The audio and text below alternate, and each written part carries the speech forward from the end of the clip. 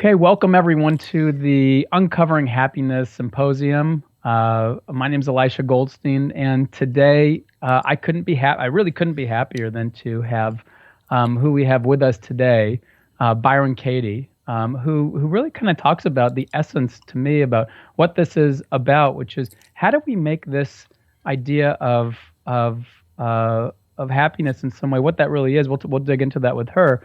But how do we make it really practical so that it's real, so it really makes an impact, really makes that transformation within us in ways that we can all understand and bring into our lives. And so, Byron Katie's best known for her incredible work globally around the world in helping people release the stories that they've been holding for so long of themselves that keep them stuck in states of suffering, and in some ways radically shift their views to open their minds and set them free, or set us free in a lot of ways. And in some ways, this has simply been called in such an elegant word called the work. And she's written tons of books, or a number of books anyway, Loving What Is, among many others, and have brought this again to millions of people traveling around the world, from prisons to churches to corporations to schools, to you and me right now. And one of the things that I really love of what she gives is she gives so freely, and you can go to thework.com and you can see for yourself how freely giving this is right now, and kind of get started there. And she's a true luminary in our field, and so I'm really, really heartened to have you here, and so thank you for being here with us right now. Yeah, well, if you're talking to me, Elisha, it's my privilege for sure. To you. Yeah, it's my privilege for sure. Thank you, and again, thank you for all the good you put out there. So let's start out with a question I kind of throw off to everyone, which is, this word happiness is thrown around quite a bit, and it can mean a whole different array of things to different people. And so I'm curious about, what that word means to you. The absence of suffering. That's enough for me. Yeah, just simply is that. Yeah. And so then we can kind of turn that around a little bit and say, what does unhappiness mean? Is it the presence of suffering? That my head is really off. If I am believing anything this head says that would cause suffering, it only makes sense that I would want to question that. Nothing less than that makes any sense. There's something off, and it's not the world. It's got to be the way I am imagining the world to be, the way I'm seeing the world through this head of, we'll call it mine. Yeah, so let's kind of dig into that then, because this is where it begins, I guess. And I know there's so many people who know your work, and yet we can kind of flesh this out a bit. So tell us a little bit, if you can, because I think this has a lot to do with uncovering happiness, that absence of suffering. Where did this work begin for you? Well, we'll start with there. It began after a lot of years of clinical depression, just very deep depression, and no way out. And, that's the mindset I was experiencing. And then one day, as I lay sleeping on the floor, I opened my eyes, and it's actually a cockroach crawled over my foot. And I came out of that dead sleep, and I could see so clear because there was nothing. And then there was suffering. And then when I woke up, there was nothing. And then there was all the darkness gone. It was just completely gone. And I saw in that moment, that's what's important, Elisha. Mm-hmm. In that moment, I saw that when I believed my thoughts, I suffered. And when I did not believe them, I didn't suffer. And I had to know what was true and what wasn't as I appeared to progress. So it's like I got it, but I've known a lot of people that got it, whatever it is, that moment of peace. And I really understood it. But the work is a practice. Inquiry is a practice. And that's what I invite people to do, to question what you're believing. I believe it was Einstein that said an unquestioned life is not worth living. And that's certainly my experience. So if I see that there is something off in you or me or the world, I'm going to feel that. I'm going to feel it like stress. On a scale from 1 to 10, it doesn't matter. Stress is stress. Pain is pain. So I identify what that is, what I'm thinking and believing in that moment. What was I thinking and believing? And then I question it on a Judge Your Neighbor worksheet and set this mind free until eventually it's automatic. It's like living in a meditation that it never sleeps. It's like that silent, is it true, comes up against mind as it arises and it just drops. And happiness is the effect. It's just amazing. If you have the thought for example, something terrible is going to happen, and notice how you react when you believe that thought, what happens, and sit in that, a lot happens within the mind and the apparent physical body.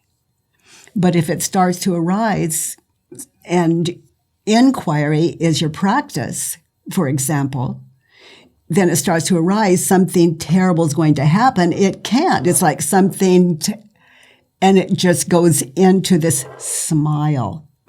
And the smile comes from, it's kind of like, don't you love reality? Don't you love life? Don't you experience compassion for the dreamers, for the believers? It's a life of compassion and gratitude, and how can I help? It's really what we're left with. And who cares if it's a dream or not? It's life out of the heart. Huh. That's what it kind of settles into. This kind of this something comes settling into our heart in some way. Yeah.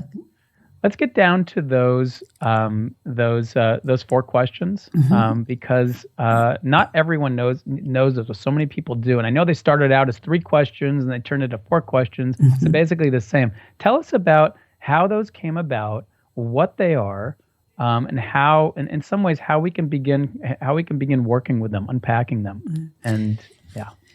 So the questions came about that moment on the floor. And I saw that nothing was true. And I saw what happened when I believed the thought. The entire world came into being. My world came into being. And then I saw who I was without it, which was prior to thought. And then I saw that in the world, it's upside down. For example, when I use the expression, something terrible is going to happen, in this world that I had just discovered, something wonderful is going to happen. That's the opposite. And it's the only possibility. And I mean that literally. For example, I've lost my eyesight. I've lost the ability to walk. And did not ever have a problem in it. And I can honestly say that because that's what's true for me. It was the opposite. It was amazing. I loved it. The people around me, like my family, weren't comfortable with it, but I was. In fact, it was, I love life. So anyway,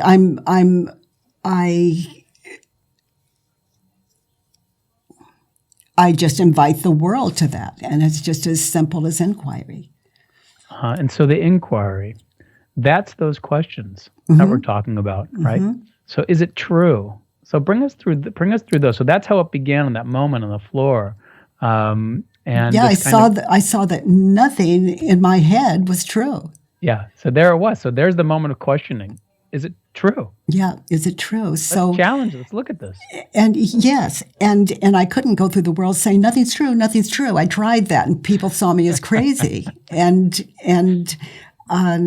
and so yes, it's an opportunity for me to invite people to the same experience, because no one is wiser than another human being. That's equal. Yeah, yeah. We're all equally deserving of the love for ourselves. And equal in wisdom. No Uh-huh. human being holds more wisdom than another human being. Mm-hmm. That's set. Mm-hmm. So, yeah, the first question is it true? Yeah. And the second question, can you absolutely know that it's true? Absolutely know that it's true. So it just gives you another chance to consider, to contemplate, is it true? Mm-hmm.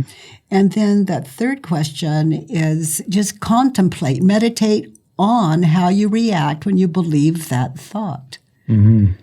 Notice what's born out of that. Yeah.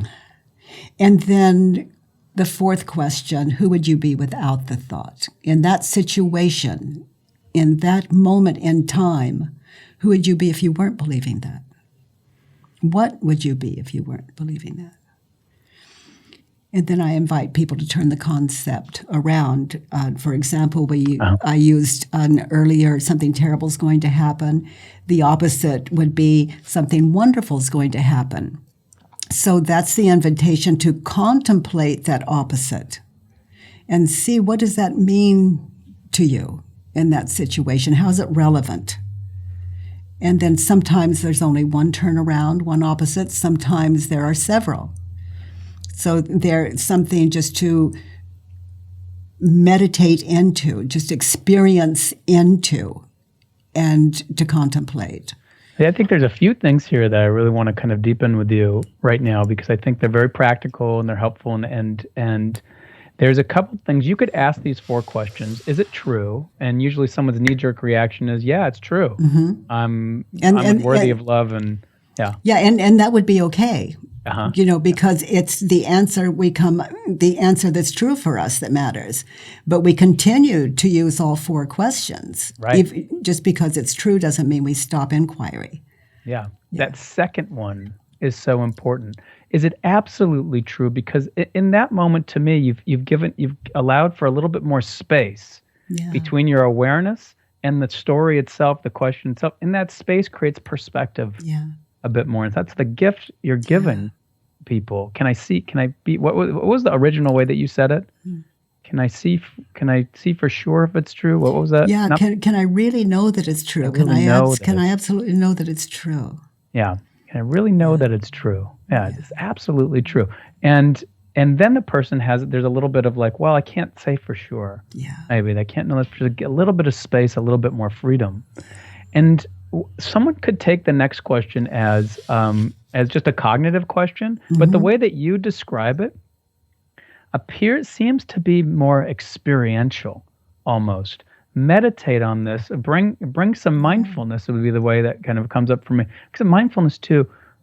What reaction occurs? Body, emotions, thoughts, impulse to behave in a particular way in response to believing this. I love that. It's you could just sit in that. Just any of these questions, you could sit in for days. Any one question with just one concept. It's just. It's so beautiful. The mind, when it finally learns what direction to go, it's like a child. It begins to mature, and it just gets that way to freedom. It's where the mind understands it can know itself, and it's really worth the trip. Mm-hmm. The trip in, the trip in is the way out. Yeah. Yeah, as Rumi said, look towards the bandaged place. That's where the light enters. Yeah. I like that. I like the way that you said it too. The trip in is the way out. We're busy discovering what's on Mars and out there and in the world. And oh my goodness, we're missing the trip. The trip. the ultimate journey. And I know you do these like kind of these trainings, these retreats, these 9-day 9-day school for the work. 9-day school Yeah, for the work, wow. bring Yeah. people through different like capsules of Mm-hmm. things in relationship to these different ways of these questions, really. Yeah, it was my first 3 years of after discovering the work, what a journey that was, and for whatever reason, it works for everyone. Well, of course, everyone whose mind is open to it, but it's it's on fear of death, on fear of money, on relationships and prejudice, and all these wonderful capsules. It's it's a don't miss for anyone that can carve that much time out of their lives. 9 days is difficult for some of us. That's why anything I have of value is free at thework.com. It's, you just got to give it away. If it's valuable, you just have to. Mm-hmm. And it would be ridiculous not to. I mean, your freedom is my freedom. Mm-hmm. That's how it is. Yeah. What an amazing way to think. If it's valuable, you have to give it away. You just have to, in some way, give. If you're of right mind, because it's only yourself you limit when you don't. Mm-hmm. Yeah. I mean, that the ripple effects of that, if more people were encouraged in some way with that sense of generosity of heart, you come to see it's not generous at all. It just is. Yeah, it's not generous at all. Meaning, literally, the freer you are, the better my world. I see. Yeah. There's a kind of selfishness in some way to that. Yeah. People get caught up in that. Sometimes I notice is that, even that understanding of things. Oh, I see. I'm doing this, giving in some way for the benefit of me. So really, I'm just being selfish. So particularly people who've struggled with depression, because I know that you had this background too, get caught up with the idea that giving is really just selfish in some way, because it's really, I'm doing this for my own resiliency in life, to get out of my depression, or this type of thing. Like when you go to AA and NA, the idea is, okay, volunteer. Let's go volunteer. All these things, but we can get caught up in that story, which I think you're getting at. I want you to, if you can comment on this, of this is still all about me. This. It's I can see how some people could hear it that way and take it that way and experience it that way, but I mean it literally. Like if you have peace in your life, then you run a kinder business, or you raise kinder children. You raise more compassion. I mean, the effect of you in the world is not a little thing. So anytime I can contribute to that, you're influencing my world, and I'm supporting you to do that. Mm-hmm. So it's that kind of right-mindedness. It's wisdom as opposed to selfishness. It just makes sense. Yeah, it just makes sense. And then I don't mean to kind of blow people's minds in any way, but what's the idea of you anyway? When you say this is about me, but really it's about everybody else. Where does the sense of like this idea of interconnection come in? As Thich Nhat Hanh says, we inter-are, in that way. We're not one in body. Yeah, that can never be. Yeah, we're one in mind. One mind. If you put, there are no new stressful thoughts. They're all recycled. In every language in the world, there's nothing new. I don't feel good. There's something wrong with him. There's, why did she shouldn't have done that. I mean, there's nothing new under the sun, these thoughts that run.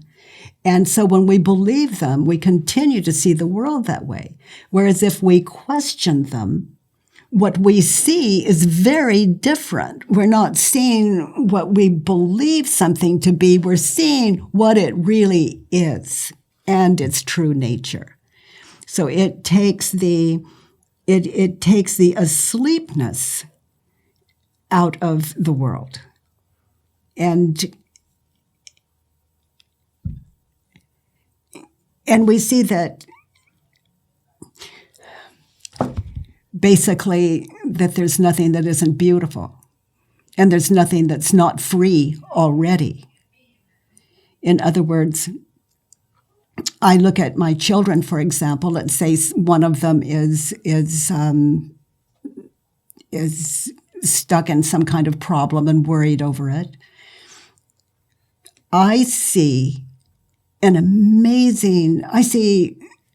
this amazing being that thinks they have a problem.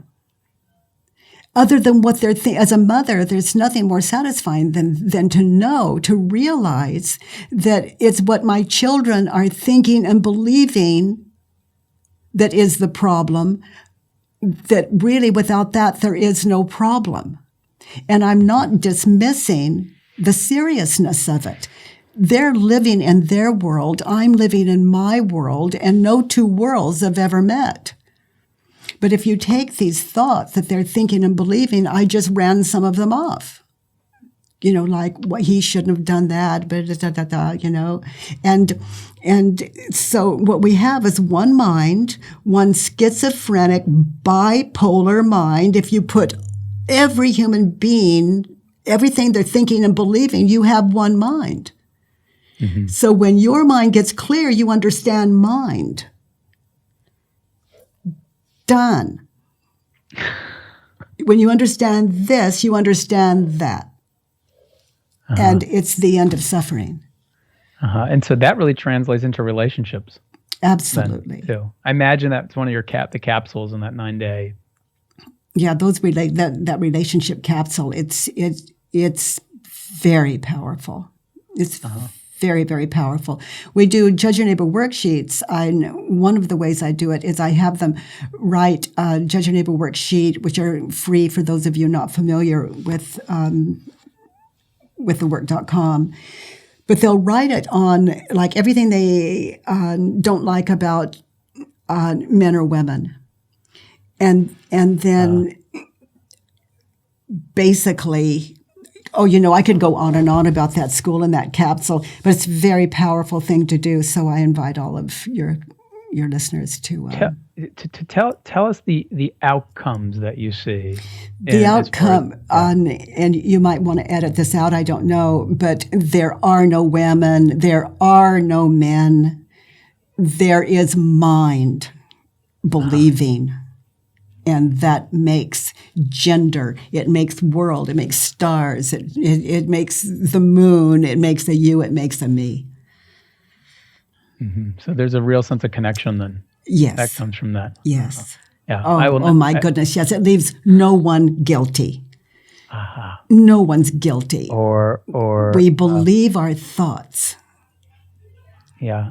I mean, if I hurt you, I understand why I would do that. I'm believing my thoughts. I have no choice. So if someone, I go into prisons and I understand why they're there. They believe their thoughts. Mm. And when they leave prison, they're still believing the same thoughts that got them in there to begin with. But if they have inquiry, they leave and there's a whole new them going out. They understand why they do what they do and what to do about it. Mm-hmm. So the work is it can take you from problem solving all the way to unlimited. The unlimited. I wouldn't even limit it by saying to no problem. It goes beyond that. It goes into the pure creative mind unleashed. Free. And that is so exciting. And as I watch all these communities, the business communities, the community of governments and nations, when I see individual people, stepping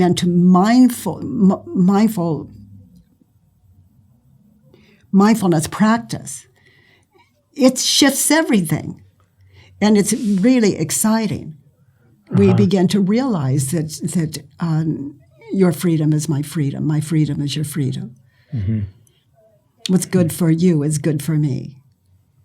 That's that sense of that we are in that way. If you say things like, I did the work and smoking quit me. Yeah, it was really weird. Yeah, I did the work and alcohol quit me. And there's nothing wrong with I mean, just the strangest things quit me. Compulsive overeating quit me. Anger quit me. I didn't expect any of it. But everything in what we consider to be a negative quit me. And everything that I considered to be a positive was enhanced. And I had no plan for this. It's just that I questioned my thoughts and I was left as a kinder human being. I was left with what was already there. It seems like. Yeah, with my true nature that's immovable. That to me is a definition that I hold of happiness. That kind of immovable true nature. There might be these waves of coming and going that do visit me, but underneath it all, there's this confidence of who I know I am. That kind of sense. And that's immovable. There's nothing you can do about that. Yeah. That's it. So anything you're thinking and believing that would oppose that is what moves awareness. It overrides awareness. It moves attention away from it. So it's to question what we believe, we return. It's powerful. Yeah. Talk to us a little about the turnaround. Okay, so the turnaround is like he doesn't care about me. An opposite would be a turnaround. An opposite would be he does care about me. So in that situation where I'm believing he doesn't care about me, in that moment in time, he does care about me. And then I contemplate that.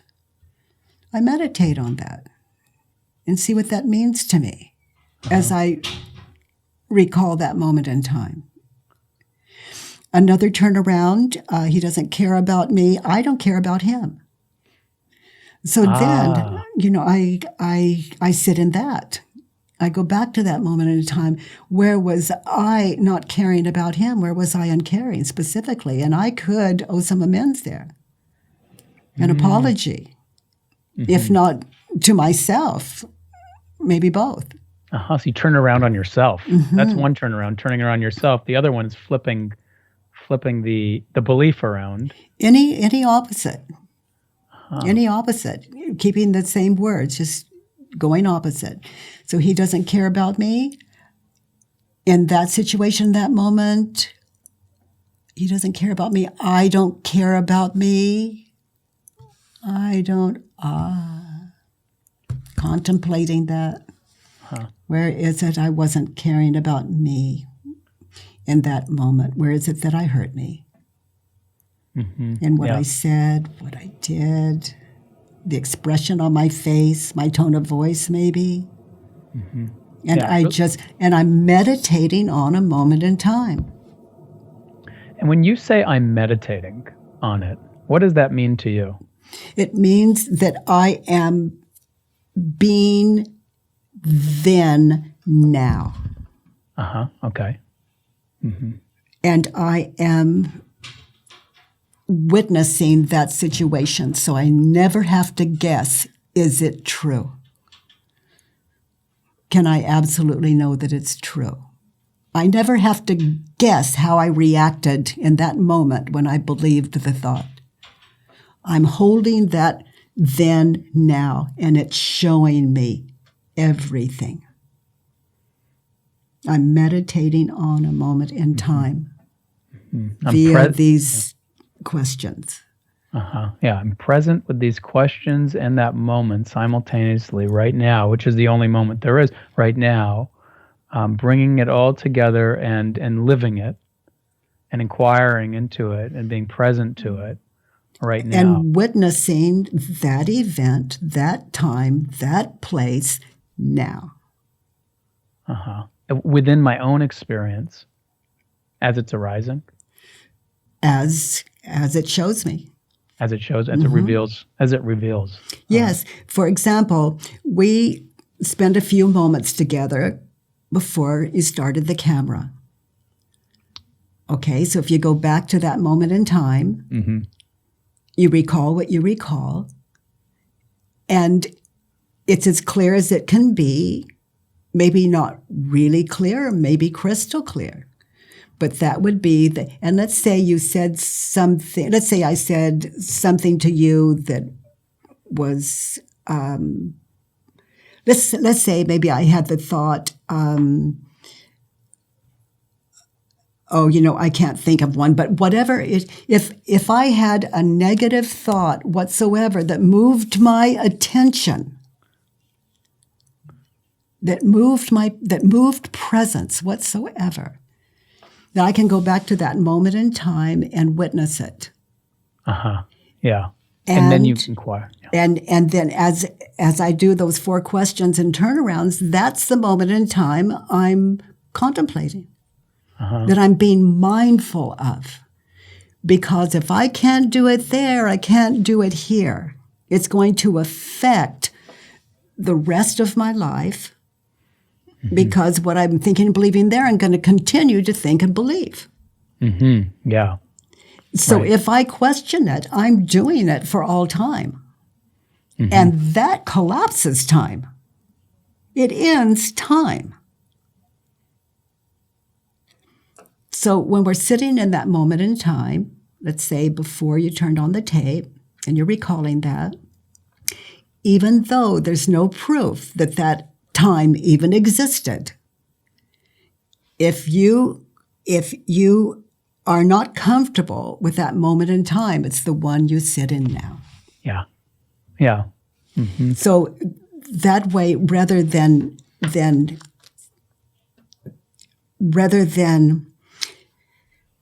sitting in the present moment and moving thoughts away and coming back to the present moment, we're really looking at the identity being built that would move awareness away from this moment, the I.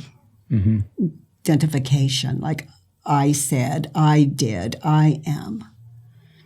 And that may be a lot of words that the way that I'm understanding that, which is so powerful, which is really that what you're doing is you're not just letting that go. It's all present anyway. Everything, our history and our past is just living here, informing our perception of who we believe we are in the world and decision making and stuff like that. And what you're doing is you're saying, I'm going to take that. I'm going to be mindful of this right now in this moment, and through these questions, and I'm not going to let that construct just go. And no, love is the power. I'm not going to say, go away, you're not wanted here. That's not it. We have done that. We can't just not do it try not to do in the world, but do it here. It's got to be done here before we can do it there. So on every thought, I see them as children. They just, like children will cry and scream for your attention until you say, okay, and you sit down and you listen and you get an understanding and you hold them. Let's be with them. And you're connected. Yeah. But to say, go away, they're going to scream and scream. They're going to get your attention, and thoughts are the same way. And if there are millions and trillions like the stars, it doesn't matter. When the mind begins to trust that you're going to come back to it, like if you pull one thought to question, and you sit with it and you're gentle, and this is I mean gentle, soft, as inquiry, then the rest of mind begins to relax because it trusts you're going to come back for it. Yeah. So it's going to be okay. The mind is enlightening itself to itself. Mm-hmm. There is nothing separate. There is no. Once the mind finds the way back to itself, it just cannot get there. It's the most beautiful thing. It doesn't matter what you're thinking, you love it. Mm-hmm. And when you love what you think, you love what you see. Mm-hmm. Yeah. No, there's a sense of truth. And there is nothing left here to be fearful of. So there's nothing in the world that can stop you from doing what's kind. Nothing. Free here, free in the world. Mm-hmm. Yeah. Well, I have to say, I'm also aware of our time and your time, and I'm leaving this interview so with my heart and mind kind of expanded, to some degree, even more present to it, and I'm really grateful for your presence in this world, and that you've put forth what you've put forth, and that it lives. Even without you, it lives. Yeah. And yeah. The ripple effect. Rightly so, because I don't. Yeah. So it just always, if I'm not deleting myself, I'm not doing my job. Mm-hmm. I'm leaving the wrong impression, yes. And that is that I exist. Yeah. Thank you so much. You're welcome, Elisha. It's so much fun being with you, and I'm really taken with your presence and your understanding, your ability to follow and to follow mind, and thank you for that. Okay, and let me just leave everyone with, and thank you for that, and let me leave everyone with, please go and try this.